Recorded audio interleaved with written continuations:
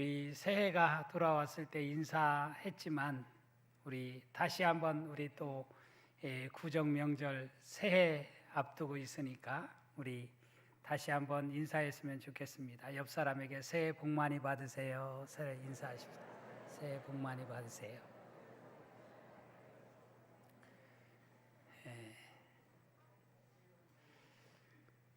명절에 해외에 가신 분들도 많고 또 고향을 찾아서 또 이제 가신 분들도 많으실 터인데도 이렇게 예배당에 많이 우리 교우들 함께 예배드리게 되어서 너무 감사를 드립니다.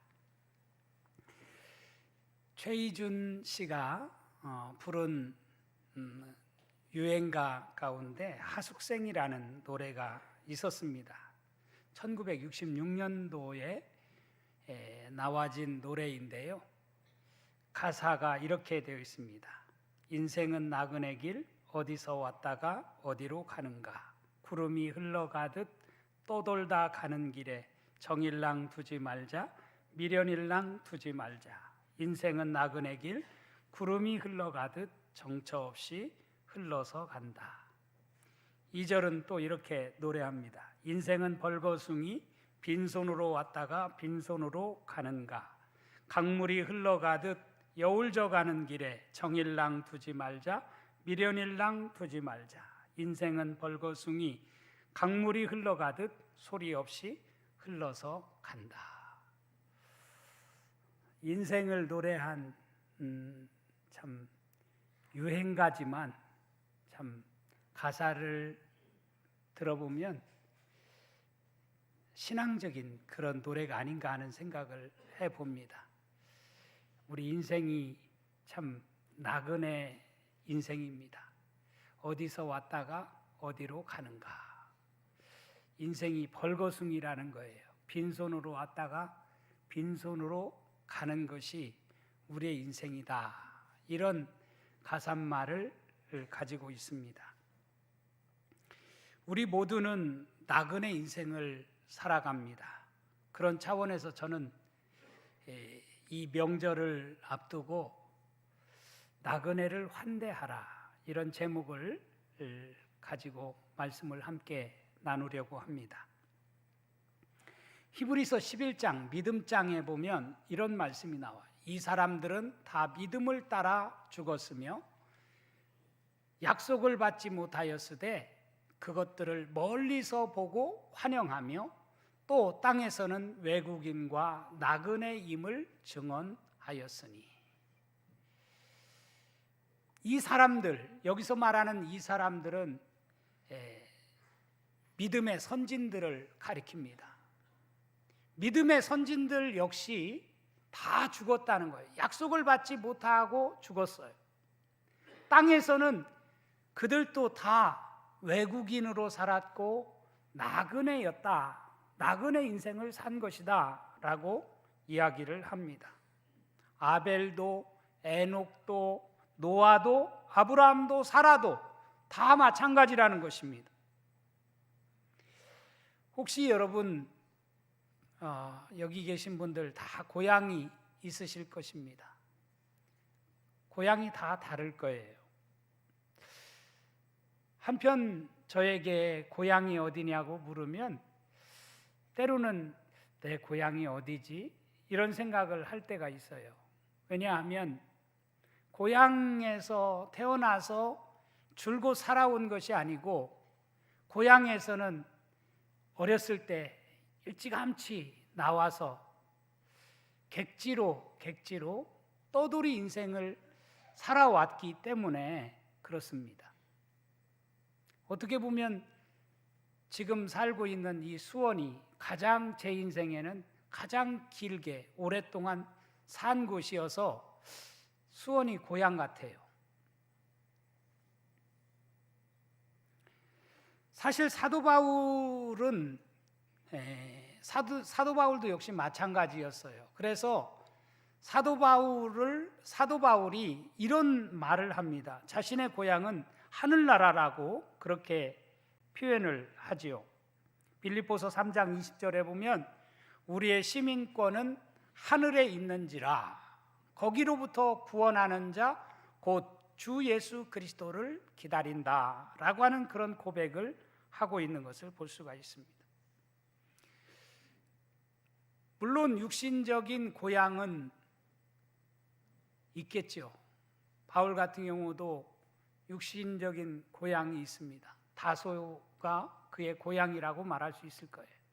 그러나 그의 시민권은 하늘에 있다라고 그렇게 말하고 있는 것을 볼 수가 있어요. 오늘 우리 모두도 역시 이 땅에서는 외국인으로 살아가는 것이고 나그네 인생을 살아가는 자들이다 라고 하는 생각을 하면서 우리가 너나 할 것 없이 우리 모두는 나그네 인생을 살아가는 자들이기에 나그네를 환대하는 그런 자들이 되었으면 좋겠다, 이런 마음을 가져봅니다. 마태복음 25장에 보면 주님께서 이렇게 말씀을 하셨어요. 그때의 임금이 그 오른편에 있는 자들에게 이르시되 내 아버지께 복받을 자들이여 나와 창세로부터 너희를 위하여 예비된 나라를 상속받으라. 내가 줄일 때에 너희가 먹을 것을 주었고 목마를 때에 마시게 하였고 나그네 되었을 때에 영접하였고 헐벗었을 때에 옷을 입혔고 병들었을 때에 돌보았고 옥에 갇혔을 때에 와서 보았느니라. 이렇게 주님이 말씀하신 것을 우리가 읽어볼 수 있어요. 하나님께서 이제 마지막 때에 심판을 행하실 때에 왼편에 있는 사람, 오른편에 있는 사람을 갈라놓는다는 것 아닙니까? 오른편에 있는 사람들을 향해서 내가 이렇게 마련한 그런 예비된 나라를 상속받으라고 하면서 내가 줄일 때에 너희가 먹을 것을 주었고 목마를 때에 마시게 하였고 나그네 되었을 때 영접하였다라고 하는 그런 말씀을 하고 있는 것을 읽어볼 수 있어요. 아니, 제가 언제 주님이 줄이실 때, 목마를 때, 또 주님을 내가 나그네 되었을 때 영접했습니까? 내가 지극히 작은 자 하나에게 한 것이 곧 내게 한 것이다. 주님은 그렇게 말씀을 하시죠. 여러분, 율법의 핵심이 뭡니까? 율법은 사랑입니다. 하나님을 사랑하고 또 내 이웃을 내 몸과 같이 사랑하는 것이 바로 율법과 선지자의 강령이라고 주님은 말씀을 하셨어요. 그러니까 나그네를 선대하는 것, 우리가 내 이웃을 내 몸과 같이 사랑하는 것, 그것이야말로 우리가 하나님 나라에서 이제 고향에 가서 우리 모두가 주님으로부터 인정받고 칭찬받고 또 면류관을 얻을 수 있는 길이다라고 하는 것을 성경은 우리에게 말씀해 주고 있습니다. 신명기 24장에 있는 말씀에 보면 이런 말씀이 나옵니다. 너는 객이나 고아의 송사를 억울하게 하지 말며 과부의 옷을 전당 잡지 말라. 너는 애굽에서 종되었던 일과 내 하나님 여호와께서 너를 거기서 속량하신 것을 기억하라.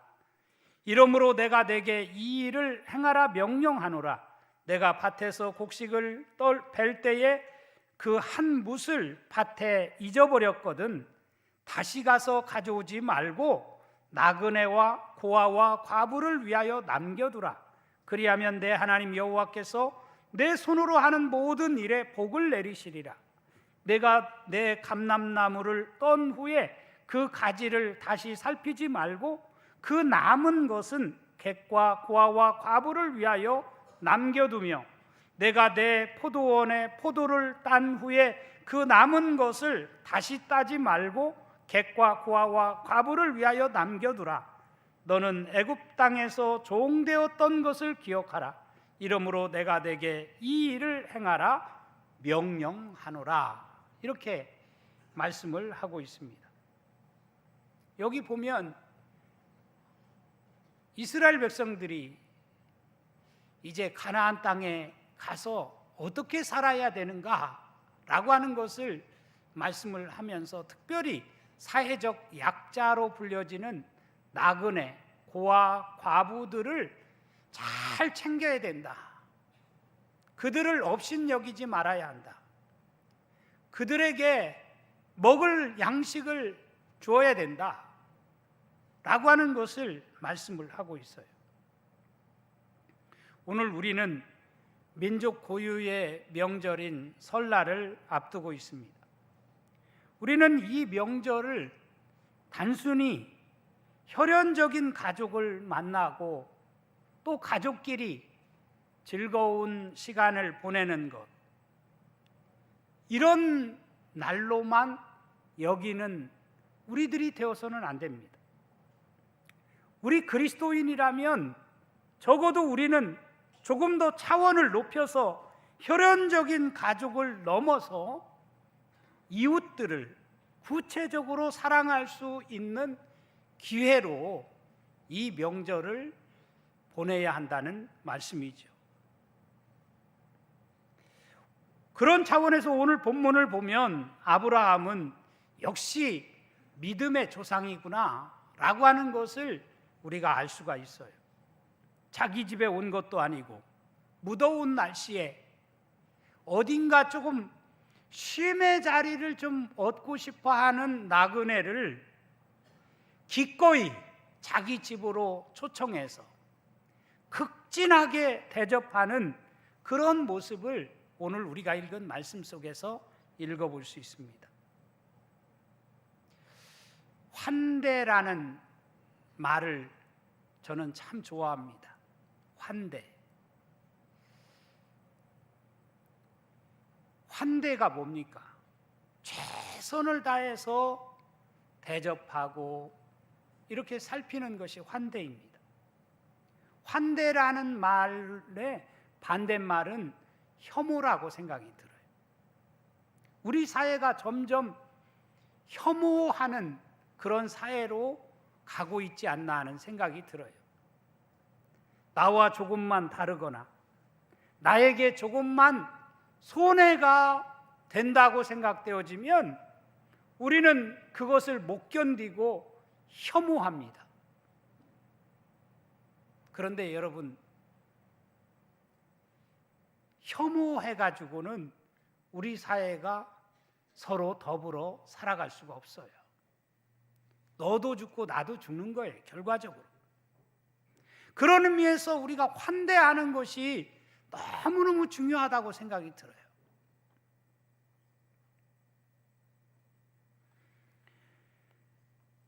오늘 본문의 말씀을 가지고 저는 환대가 무엇인가 라고 하는 것을 세 가지로 생각해 보려고 합니다. 첫째, 환대야말로 가장 확실한 믿음을 가진 사람의 모습이라고 생각을 합니다. 우리 1절과 2절 말씀 다 같이 한 목소리로 함께 읽도록 하겠습니다. 시작. 여호와께서 마므레의 상수리 나무들이 있는 곳에서 아브라함에게 나타나시니라. 날이 뜨거울 때에 그가 장막문에 앉아 있다가 눈을 들어 본즉 사람 셋이 맞은편에 서 있는지라. 그가 그들을 보자 곧 장막문에서 달려나가 영접하며 몸을 땅에 굽혀. 여기 보면 날이 뜨거울 때, 우리가 아는 대로 이스라엘 나라는 얼마나 더운 나라인지 몰라요. 그런 때에 아브라함이 장막문에 앉아 있다가 나그네 3명을 발견하게 된 거예요. 아브라함은 그들을 보자마자 곧 장막문에서 달려나가서 그들을 영접하고 땅에 몸을 굽혔다라고 그렇게 말씀을 하고 있어요. 극진히 나그네들을 맞이하는 모습을 읽어볼 수 있습니다. 사실 그들이 누구인지조차 알지 못하는 이 아브라함이 그들을 환대했다는 그런 이야기입니다. 히브리서 13장 2절은 이렇게 말합니다. 손님 대접하기를 잊지 말라. 이로써 부지 중에 천사들을 대접한 이들이 있었느니라. 손님 대접하기를 잊지 말라고 하면서 이로써 부지 중에 천사들을 대접한 이들이 있었다. 아브라함을 가리키고 있는 말씀이라고 할 수 있습니다. 아브라함의 이 환대는, 오늘 본문에 나오는 이 환대는 어떤 계산적으로 한 환대가 아닙니다. 그야말로 믿음으로 나그네를 섬긴 것입니다. 그가 누구인지 알지 못하고 그럼에도 불구하고 자기 집에 이 사람을 모셔드리고 이들에게 극진히 대접하는 아브라함의 모습을 볼 수가 있어요. 사랑하는 성도 여러분, 저는 이 명절이 우리에게 이런 환대할 수 있는 기회라고 생각이 들어요. 가깝게는 부모님을 환대해야 되고, 가깝게는 내 형제를 환대하고, 더 나아가서는 거기에서만 그치지 말고 더 지평을 넓혀서 우리 이웃들을 정말로 환대할 수 있는 기회가 이 명절이다. 그게 참 믿음을 가진 사람의 모습이어야 한다라고 저는 생각을 합니다. 저는 우리 모두의 믿음이 행함이 있는 믿음이었으면 좋겠어요. 그냥 믿습니다만이 아니라 정말 우리의 삶의 모습을 통해서 행함이 따르는 그런 믿음이 되었으면 좋겠어요. 야고보 사도가 이렇게 말씀을 했죠. 내 형제들아, 만일 사람이 믿음이 있노라 하고 행함이 없으면 무슨 유익이 있으리요? 그 믿음이 능히 자기를 구원하겠느냐? 만일 형제나 자매가 헐벗고 일용할 양식이 없는데 너희 중에 누구든지 그에게 이르되 평안히 가라, 덥게 하라, 배부르게 하라 하며 그 몸에 쓸 것을 주지 아니하면 무슨 유익이 있으리요? 이와 같이 행함이 없는 믿음은 그 자체가 죽은 것이라. 그런 말씀을 했어요. 사랑하는 성도 여러분, 이 명절에 우리의 믿음이 저는 증명되어질 수 있어야 된다고 생각이 들어요. 어떻게 해요? 행함이 있는 믿음으로 증명되어져야 돼요. 가족들이 볼 때, 우리 이웃들이 볼 때 적어도 우리의 믿음이 행함이 있는 믿음이구나 라고 하는 그런 증거를 얻을 수 있는 우리 농촌의 모든 성도들이 되어질 수 있기를 주님의 이름으로 축원합니다. 둘째, 환대에는 반드시 희생과 헌신이 뒤따른다라고 생각이 들어요. 환대하려면 그냥 환대가 이루어지는 것이 아니잖아요. 말로만 환대한다고 해서 할 수 있는 것이 아니잖아요. 내 것을 내어놓아야만 환대할 수 있어요. 그래야만 누군가를 섬길 수 있고 누군가를 사랑할 수 있어요. 오늘 본문의 말씀을 보세요. 우리 6절에서 8절 말씀 다 같이 또 읽겠습니다. 시작.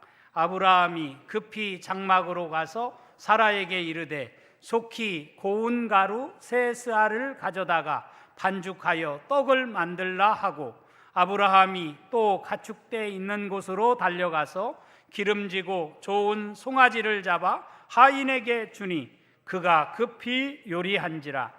아브라함이 엉긴 젖과 우유와 하인이 요리한 송아지를 가져다가 그들 앞에 차려놓고 나무 아래에 모셔 섬에 그들이 먹으니라. 아멘.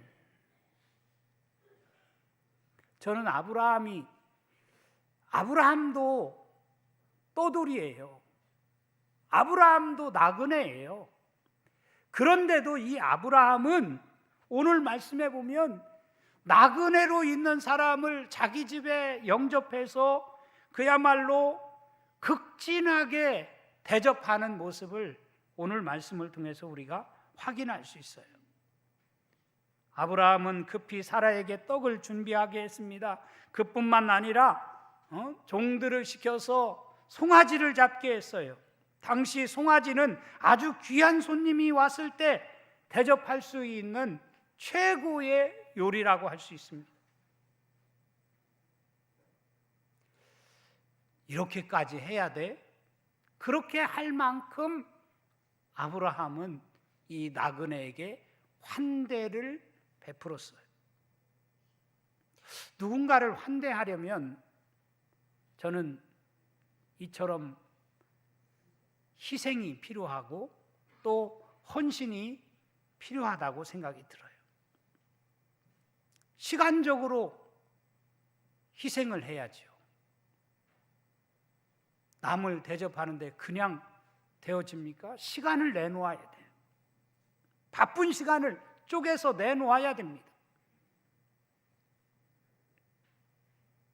물질적으로 희생해야 돼요. 자신이 가진 것, 최고의 것을 내놓아야만 환대를 할 수 있는 거예요. 움켜쥐면 환대할 수 없어요. 손을 펴야 돼요. 가진 거 쌓아놓고 쟁여놓고 그러다 죽으면 뭐 하겠어요? 환대하려면 손을 펴야 돼요. 주머니를 털어야 돼요. 남을 환대하려면 마음을 희생해야 합니다. 자기 집에 손님을 모신다는 것, 요즘처럼 자기 집을 개방하지 않는 사람들이 환대하기 쉽지 않죠. 그런데 환대하려면 좀 불편함도 감수해야 됩니다. 그래야만 남을 환대할 수 있어요. 아브라함은 그렇게 했다는 것 아니겠어요? 그래서 그를 믿음의 조상이라고 저는 부른다고 생각이 들어요. 어느 교회에 한 권사님이 계셨어요. 그 권사님은 명절 때마다 그 교회에 혼자 사는 성도들을 자기 집으로 초청했어요. 그리고 자신이 만든 음식을 늘 먹였어요. 그래서 그 교회 성도들 가운데 명절만 돌아오면 참 외롭고 참 우울한 생각이 들었는데 그런 분들에게 이 권사님이 베푸는 환대를 통해서 늘 감사했어요. 그 사랑을 받았던 사람이 그 권사님을 찾아가서 참 감사했다라고 이야기하니까 그 권사님이 이렇게 말했대요. 내가 그분들을 섬겼다고 생각했는데 하나님이 내 삶을 더욱 풍성하게 만들어 주셨어요. 이런 고백을 하더라는 거예요. 여러분, 환대를 하게 되어지면 손해보는 것 같지만 그것이 우리에게도 놀라운 축복을 가져다 주는 열쇠가 된다라고 하는 사실을 꼭 믿으시기를 바랍니다. 사실 명절이 돌아오면 많은 사람들이 육체적으로 힘들지요. 또 정신적으로도 힘들어요. 그래서 명절이 없었으면 좋겠다고 생각하는 분들이 참 많아요. 그런데 저는 명절을 그렇게 생각하면 안 된다.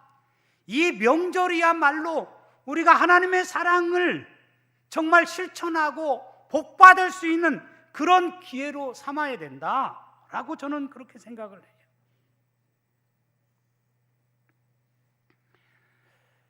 세 번째로 우리가 환대를 할 때 하나님의 축복이 임하는 것을 오늘 우리가 읽은 말씀 아브라함의 예를 통해서 우리는 깨닫게 되어져요. 우리 9절과 10절 말씀도 같이 읽습니다. 시작.